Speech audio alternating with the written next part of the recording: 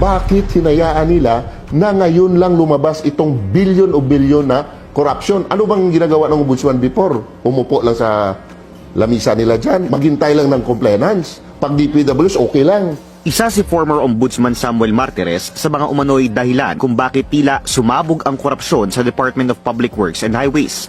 Yan ang paninindigan ni Dr. John Chong, ang presidente ng anti-corruption NGO na Task Force Kasanag. Bago pa man daw kasi pumutok ang flood control scandal, laganap na umano ang korupsyon sa DPWH. Ayon kay Chong, 2022 pa lang, lumapit na sila sa Office of the Ombudsman para ihabla sina Benguet Representative at Noy House Committee on Appropriations Chairperson Eric Yap, ako Bicol Party List Representative Zaldico at CWS Representative Edwin Guardiola dahil umano yan sa mahigit 50 billion pesos worth of DPWH projects na nakubra lamang daw ng 3 kongresista noong 2021. Pero ani Chong, tila isinantabi lang daw ni former Ombudsman Samuel Martires ang kanilang reklamo. Ano ba klaseng ombudsman sila ni Martires that time?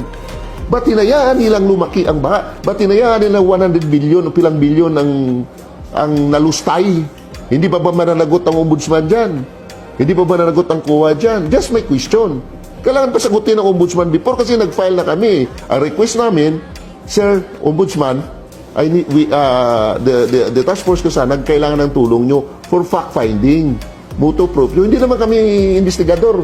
Kung kami pupunta doon, baka nabaril pa kami ng mga kontraktor at congressman dyan eh.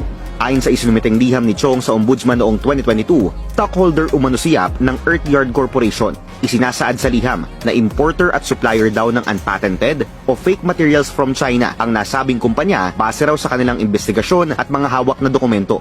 Ayon pa sa liham, Earthyard ang supplier ng mga materyales at majority ng mga umano'y slope protection projects na napunta sa FESCO Incorporated. Ang kumpanyang ito, pagmamayari ng isang Robert Inson na ani Chong ay asawa ni Effie Vanessa Yap Inson na kapatid ni Congressman Yap at dati na ring tumakbo bilang 5th nominee ng ACT-CIS Party List noong 2022.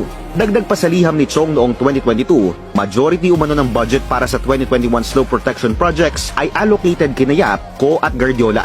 Binibenta raw ng 3 kongresista ang mga kontrata sa mga kontraktor sa halagang 30%. Well, the evidence, no, based to the evidence na hawak namin, kasi kami nagbabase kami sa ebidensya, sir, no? Sila naman ang contractor talaga. Sila ang nananalo sa bidding, no? Sila, kanilang contractors ang... Kahit sabihin na natin na ibang contractor po na sa kanila, naka-line sa kanilang project, no? Sila talaga ang, kumbaga sa ano, silang nag-insert niyan. Silang kontraktor, sila din ang supplier. Sinubukan ng Billionaire News Channel na kunin ang panig ng 3 kongresista pero wala pa silang sagot sa kasalukuyan.